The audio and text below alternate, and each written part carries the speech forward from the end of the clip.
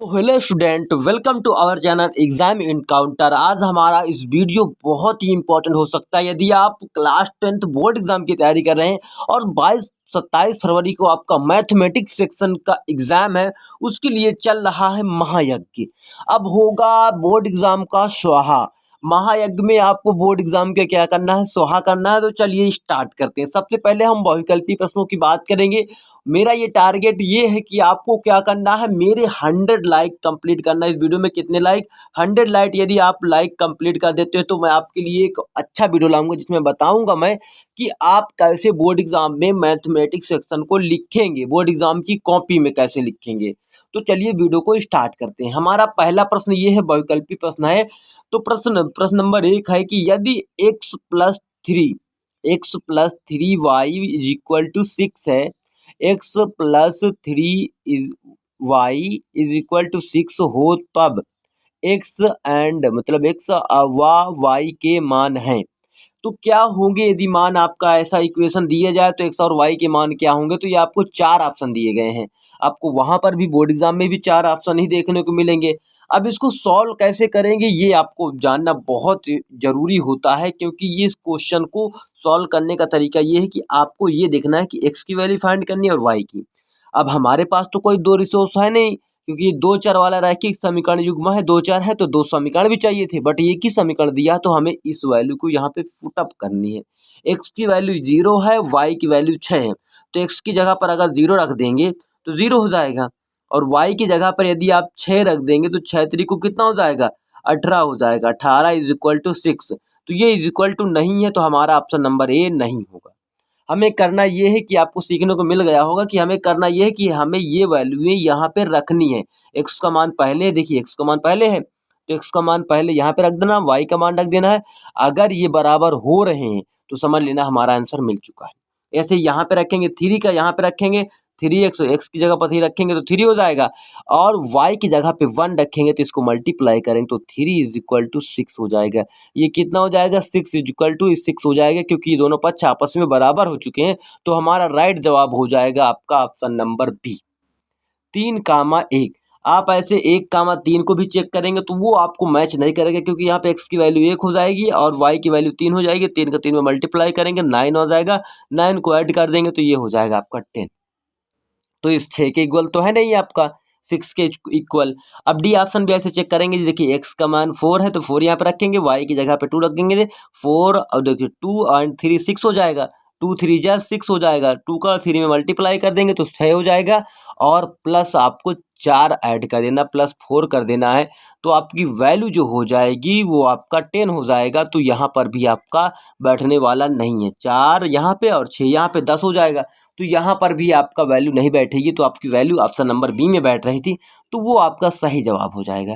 अब आपको MR sheet लेनी है, ए और बी वाले को आपको इस प्रकार ब्लैक कलर करना है। किस कलर का, ब्लैक कलर का। क्या करना आपको, वहाँ पे आपको ऐसे ब्लैक कलर कर देना है। ऐसे ही पेन का यूज़ करना, ब्लैक बॉल पॉइंट पेन, ऐसे बोल्ड पेन जो होते हैं आपके ना, वैसे पेनों का आपको यूज़ करना है। क्लियर है मेरी बात। अब इसके बाद क्वेश्चन नंबर दूसरा देखते हैं कि प्रश्न नंबर दूसरा ये है कि 2 रेखाएं एक दूसरे को प्रतिच्छेदित करती हैं। 2 रेखाएं कब प्रतिच्छेदित करती हैं, कहाँ पे प्रतिच्छेदित करती हैं, ये सारा क्वेश्चन का जवाब आपको ऑप्शनों से मिलेगा। 2 बिंदुओं पर प्रतिच्छेद करती, मतलब 2 बिंदु, जैसे एक रेखाएं हैं, 2 रेखाएं हैं, एक ऐसे गई एक ऐसे गई, तो वो ज़्यादा से ज़्यादा क्या करेगी, एक ही बिंदु पर आपको प्रतिच्छेदित करके। देखिए रेखाएं हमेशा सीधी होती हैं, कभी भी वक्र नहीं होती, वक्र रेखाएं दूसरी होती हैं, बस हमें सीधी रेखाएं लेनी है।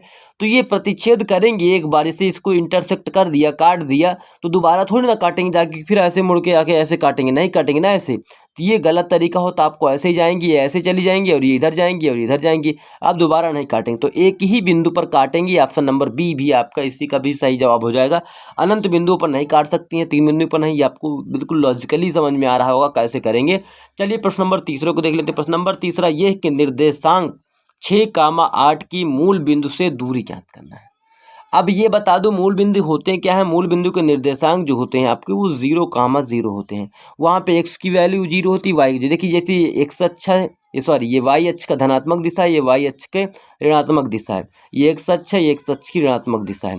तो ये जो बीच वाला बिंदु होता है इसी को मूल बिंदु कहते हैं। ठीक है, इसका जो कोऑर्डिनेट होंगे, आपका निर्देशांक होंगे वो 0,0 होंगे, ये इसके दोनों पेयर होंगे, ठीक है, जोड़े होंगे। अब इससे इसकी दूरी फाइंड करनी है। अब फार्मूला क्या होता है कि हमें क्या करना होता है, यदि आपको सिर्फ मूल बिंदु से दूरी की पूछे तो मेरा ये फार्मूला यूज़ कर लेना, इसका वर्ग कर देना पहले वाली संख्या का वर्ग और प्लस दूसरी संख्या का वर्ग 8 का वर्ग, ऐसे वर्ग कर देंगे और अंडर रूट उसका निकाल लेंगे। तो यहाँ पे यदि आप वर्ग करेंगे तो 6 को 36 हो जाएगा, 6 के 6 में मल्टीप्लाई करेंगे 36 हो जाएगा, प्लस 8 का 8 में मल्टीप्लाई करेंगे 64 हो जाएगा। अब यहाँ पे आपका अंडर रूट इसको ऐड कर देंगे तो 100 हो जाएगा। अब एक 100 भी क्वेश्चन में दिया गया है, कभी जल्दी में हो गए आपको 100 इसको टिक कर देंगे तो ये रॉन्ग हो जाएगा। आपको क्या करना है, इससे बाहर निकालनी है, दूरी निकालनी है। तो सॉरी यहाँ पे मात्रक जरूर होना चाहिए था, क्वेश्चनों में मात्रक लिखा था, मैंने लिखा नहीं था। इकाई मात्रक या इकाई लिख देंगे या मात्रक, मतलब कुछ भी होगा, सेंटीमीटर में होगी, किसी में ना किसी में तो होगी ही ना दूरी आपकी। तो यहाँ पे आपका 10 का यदि आप रूट से बाहर निकालेंगे 100 को तो 10 आएगा, क्योंकि 10 गुणे 10 होता है 100। आप इसको ऐसे भी लिख सकते हैं 10 गुणे 10 और ये कॉमा मिल जाएगा 100, मतलब आपका हो जाएगा 10, आपका सही जवाब हो जाएगा, क्योंकि आपको अंडर रूट से बाहर भी निकालना था। क्लियर मेरी बात है यहाँ तक। चलिए क्वेश्चन नंबर चौथा देख लेते हैं। क्वेश्चन नंबर चौथा ये है कि sin 2a = 2 sin a तब सत्य होता है जब a का मान किसके बराबर होगा। देखिए आप ये कर सकते हैं कि a की वैल्यू इससे मानकर 0 यहाँ पे रख दीजिए और यहाँ पर भी रख दीजिए, अगर फिट हो रहा है तो भी सही है, और अगर ऐसे नहीं आपको अच्छा लग रहा तो आप क्या करिएगा, इसको सॉल्व भी कर सकते हैं।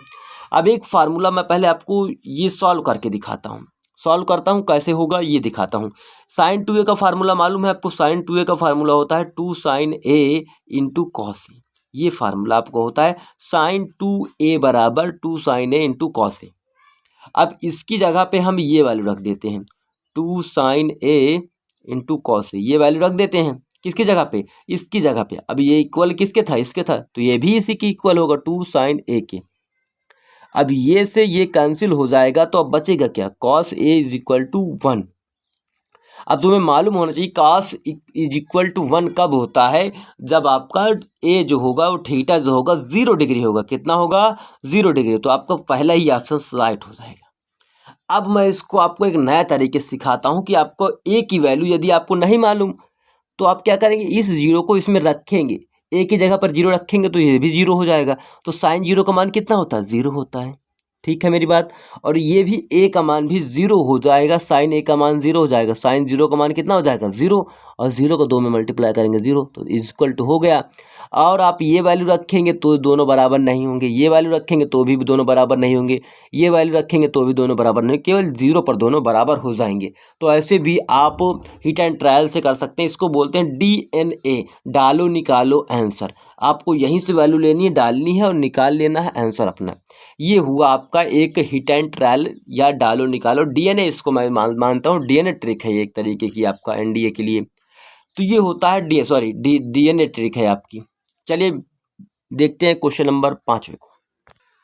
क्वेश्चन नंबर 5वां भी आपका बेहद इजी क्वेश्चन। यदि आपको केवल वैल्यू फाइंड करना आता है, आपको मालूम है sin 30 tan 30 या कुछ भी वैल्यू आपको याद है, पहले से रिमेंबर है, तो आप इस सवालों को कर सकते हैं बहुत आसानी से। आपको करना ये कि आपको मालूम है कि हमें तो बहुविकल्पीय प्रश्न दिया गया है, इसको सॉल्व करना पूरी तरीके से ज़रूरी नहीं है, तो हम इसको ट्रिक बताते हैं आपको। आपको मालूम है ये कि tan 30 डिग्री का मान कितना होता है, 1/√3 होता है, ये आपको मालूम होगा। अब इसके बाद ये दिखा है कि इसका स्क्वायर भी करना, तो इस वैल्यू को आपको स्क्वायर भी कर देना, तो ये हो जाएगा 1/3। यहाँ तक कोई दिक्कत नहीं रही होगी। अब देखो यहाँ पे आपको मालूम चल गया है कि जो tan 30 स्क्वायर मान है उसका मान कितना है, 1/3 है। तो जहाँ जहाँ tan 30 का स्क्वायर लिखा है वहाँ वहाँ 1/3 आप वैल्यू ऐसे रख दीजिए, और यहाँ पर भी आपका a + 1/3। अब इसको हमको सॉल्व करना है। सॉल्व करेंगे, कैसे सॉल्व करेंगे ये देखिए। सबसे पहले आपको क्या करना है, इसका एलसीएम लेना है, बटे में 1 मान लेंगे, इसके भी बटे में 1 मान लेंगे, और इन दोनों का एलसीएम लेंगे तो 3 आ जाएगा। और डिवाइड करेंगे और इसमें मल्टीप्लाई करेंगे, डिवाइड करेंगे तो 3 टाइम्स जाएगा, 3 टाइम्स का इसमें मल्टीप्लाई करेंगे तो 3 ही हो जाएगा। और यहाँ पे -1 माइनस और 3 का 3 में डिवाइड करेंगे तो 1 टाइम्स होगा, और इसमें 1 में मल्टीप्लाई करेंगे 1 का तो 1 ही आएगा अपान। अब ऐसा देखो सेम ही वैल्यू तुम्हें दिखाई दे रही है, तो यहाँ पर केवल तुम्हारा साइन जो होगा यहाँ पे सब्ट्रैक्ट का था, माइनस का था, इसमें ऐड का था, तो इसमें ऐड का कर देंगे, और वहाँ पे सब्ट्रैक्ट का था 3 + 1 अपॉन 3 ऐसे करेंगे, ठीक है। यहाँ तक कोई दिक्कत नहीं रही होगी। अब इससे इसको माइनस कर देंगे तो ये आएगा आपका 2/3 और यहाँ से आएगा 4/3। इसको ऐड करेंगे, उसमें सब्ट्रैक्ट करना था। ये 3 से 3 कैंसिल हो जाएगा, आपका 2/4 बचेगा। कितना आंसर बचेगा? 2/4। बट यहाँ पे 2/4 नहीं है आपके ऑप्शन में, तो आपको इसको और थोड़ा सा इजी करना है। इसको और सिंप्लीफिकेशन करेंगे तो ये आएगा 1 आपका और अपॉन 2, क्योंकि इसको 2 से डिवाइड करेंगे, 4 को भी 2 से डिवाइड करेंगे तो इसमें 1 टाइम्स होगा, यहाँ पे 2 टाइम्स होगा। तो आपका ऑप्शन नंबर सी सही जवाब हो जाएगा। तो ऐसे क्वेश्चनों को आपको सॉल्व करना था बहुत ही आसान तरीके से। केवल आपको ये वैल्यू फाइंड करना आता है, यदि माइंड में आपको रिमेंबर है सारी बातें तो आप इसको कर सकते थे बहुत ही आसानी से। ऐसा क्वेश्चन आपका प्रश्न नंबर 6 भी जो है, आपका प्रश्न नंबर 6वां भी आपका ऐसा ही क्वेश्चन है। केवल आपको ये मालूम होना चाहिए कि tan 45 डिग्री का मान कितना होता है और sec 45 डिग्री का मान, तो आप इसको सॉल्व कर सकते हैं। तो चलिए यहाँ पे आपको मालूम होना चाहिए कि tan 45 डिग्री का मान क्या है, 1 होता है। तो यहाँ पे रखेंगे 1 का स्क्वायर करेंगे, क्यों? क्योंकि यहाँ पर tan 45 क्या है, स्क्वायर में है, माइनस करेंगे। ये 2 है, 2 ऐसे एज इट लिख देंगे। अब यहाँ पे देखेंगे कि सेक स्क्वायर 45 डिग्री, तो सेक का मान आपका 45 डिग्री कब होता है ये आपको फाइंड करना है। सेक का मान 45 डिग्री कब होता है? सेक का मान 45 डिग्री पर कब होता है? सेक का मान √2 होता है। अब यहाँ पर भी स्क्वायर लगा तो आप यहाँ पर भी स्क्वायर कर देंगे, कोई दिक्कत नहीं है। अब इसको सॉल्व करेंगे, यदि 1 का स्क्वायर करेंगे तो भी 1 आएगा, 1 का 2 में मल्टीप्लाई करेंगे तो भी 2 ही रह जाएगा। तो यहाँ तक कोई दिक्कत नहीं रहेगी। तो चलिए अब देख लेते हैं। अब यहाँ आ जाते हैं, माइनस और 2 ये आपका ऐसे ही लिखा है, और इसका वर्ग करेंगे तो ये √2 इसका अगर मल्टीप्लाई कर देंगे तो ये आपका 2 ही बचेगा। तो यहाँ पे से आएगा आपका 2, और 2 पहले से ही था, 2 का 2 में मल्टीप्लाई करेंगे, 2 माइनस का कितना हो जाएगा, 4। ठीक, 2 माइनस का 4, और यहाँ पे से आपकी वैल्यू जो आएगी इससे माइनस करेंगे तो माइनस का 2 आपकी वैल्यू हो जाएगी, जो कि ऑप्शन नंबर फर्स्ट में है। तो यहाँ तक कोई दिक्कत नहीं रही होगी। चलिए अब देख लेते हैं क्वेश्चन नंबर 7वें को। 7वें क्वेश्चन में बहुत ही आसान क्वेश्चन है और बार बार पूछा जाने वाला क्वेश्चन ये भी है कि आंकड़ों का क्या करना है, हमें बहुलक फाइंड करना है, मोड फाइंड करना है। तो बिल्कुल आसान तरीका होता है। बहुलक का मीनिंग यही होता है जो जितनी बार जिसकी बारंबारता अधिक होगी। तो देखिए 7, देखिए 7 कहाँ पर रिपीट हुआ, 7 एक बार यहाँ पे रिपीट हुआ, ये 2 ही टाइम्स हुआ है, इसका मतलब इसका थोड़ा प्रोबेबिलिटी बहुत कम हो जाएगी। अब इसके बाद चेक करते हैं 3 को, 3 को 1 टाइम, 2 टाइम, 3 टाइम, 4 टाइम, और ये आपका 5 टाइम। 5 टाइम क्या था, 3 था, 5 टाइम, ये टाइम लिख देंगे क्योंकि 5 बार रिपीट हुआ है। ठीक, इसकी बारंबारता कितनी है, 5 है। अब यहाँ पे 5 की बारंबारता देखते हैं तो 1, 2 और 3 आपका हो गया, ये 3 ही होगा। 5 कितनी बार है, 3 बार है। और कुछ दिखाई दे रहा है आपको, जो चीज़ें नहीं दिखाई देती कि 4 है, 4 एक ही बार आया है, 2 भी एक बार आया, तो ये सारे जवाब नहीं होंगे। तो आपका 3 जो है 5 बार रिपीट हुआ, तो 3 आपका सही जवाब हो जाएगा, ऑप्शन नंबर सी। तो आशा करता हूँ ये सारे क्वेश्चन आपको बहुत पसंद आए होंगे, क्योंकि ये क्वेश्चन सारे के सारे बोर्ड एग्जाम में पूछे जा चुके हैं ऑलरेडी। तो यदि आप ऐसा चाहते हैं कि आपके लिए अब एक मॉडल पेपर मैं सॉल्व करवाऊँ, क्या सॉल्व करवाऊँ, मॉडल पेपर, तो आप कमेंट बॉक्स में बता सकते हैं, तो उसका मॉडल पेपर भी मैं सॉल्व करवा दूंगा, ताकि आपको मालूम चल जाएगा कि मैथमेटिक्स सेक्शन में कितना टाइम लगता है टोटल क्वेश्चन को सॉल्व करने में और लिखने में। चलिए मिलते हैं नेक्स्ट वीडियो में, तब तक के लिए जय हिंद, जय भारत।